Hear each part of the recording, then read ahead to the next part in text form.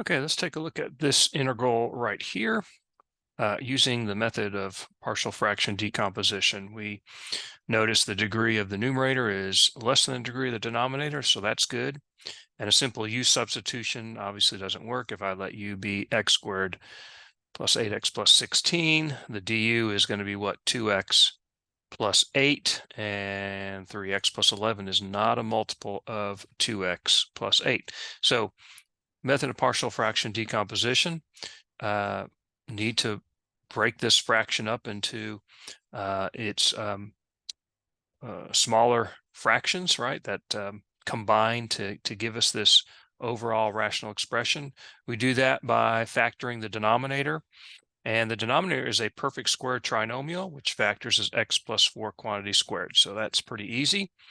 And then what is the partial fraction decomposition going to look like then? Well, so we'll have 3x plus 11 over the factored x plus 4 quantity squared.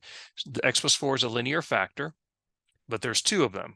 So we'll have two fractions. We'll have a constant, we'll call that a over x plus 4, plus a constant b over the quantity x plus 4 squared. So there's these two fractions from that partial fraction decomposition.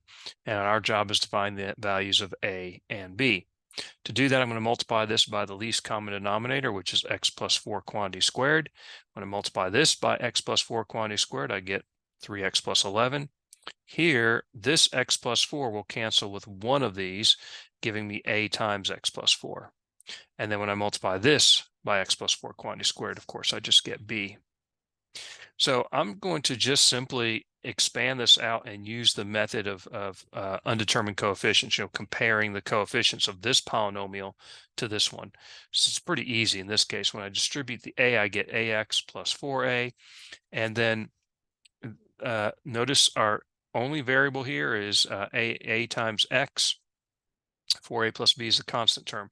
So if these two polynomials are equal for all values of a and b, notice that the coefficient in front of x here has to be 3, and the coefficient in front of x here being a forces a to have to be equal to 3. So immediately I know a is 3 from that condition. The constant term 4a plus b, that has to be equal to 11. And if I plug in a equal 3 here, I get 4 times 3 or 12 plus b equals 11, meaning b is -1. So that's one quick way to get the values of a and b. All right, so now I know what the partial fraction decomposition looks like, right? This thing we're trying to integrate is equal to what? A, which is 3 over x plus 4, plus b, which is -1, so plus a -1 or -1 over the quantity x plus 4 squared. And so that's exactly what I'm going to integrate. Here's a over x plus 4, right, and b is -1, so plus a -1 or -1 over the quantity x plus 4 squared. So now this is what we're integrating. So starting with the original expression here, we rewrite it in its partial fraction decomposition. And then how do we integrate these? Well, we've seen this before. I let u be x plus 4 here. The du is dx, and I get 3 times the integral of 1 over u, which is 3 times the natural log of the absolute value of u, where again u is x plus 4. So that gives me this antiderivative here. And then minus the antiderivative of this one. Again, I let u be x plus 4, du is dx, but this time I get 1 over u squared, which I'm integrating, right? If I replace x plus 4 with u, and the dx with the du. Of course, that is not a log integral, right? It's not 1 over u.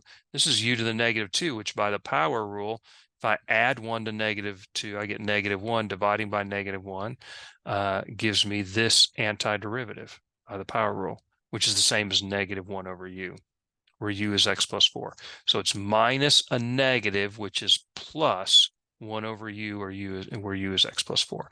So here is my antiderivative that we get.